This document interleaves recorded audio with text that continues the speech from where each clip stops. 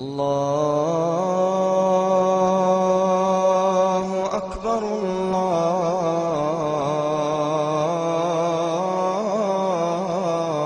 الله أكبر. Comme chaque semaine, des jeunes gens viennent ici se convertir, une vingtaine par mois en moyenne. C'est le cas de cette jeune femme en voile gris.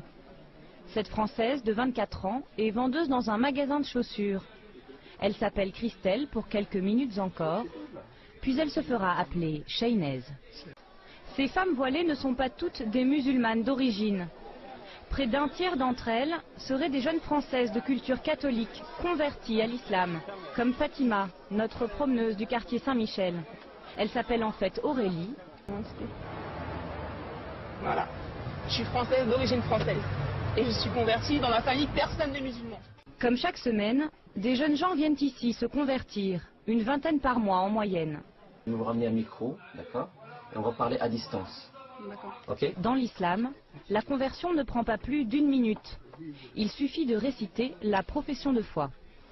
Ashhadu Ashhadu an la Allah ilaha ilaha illallah illallah wa ashhadu ashhadu anna anna Muhammadan Muhammadan Rasulullah.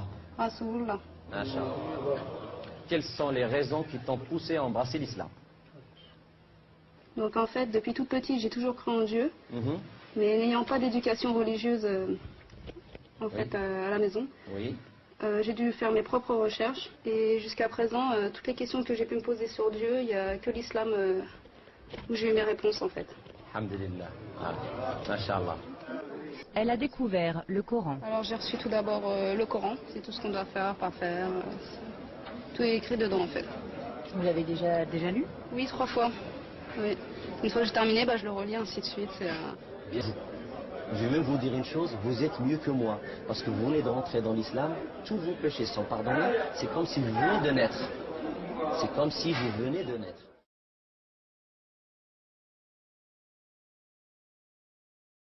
Aurélie, cette jeune Française de 20 ans. Aurélie semble heureuse. Il faut dire qu'elle a choisi ce mode de vie.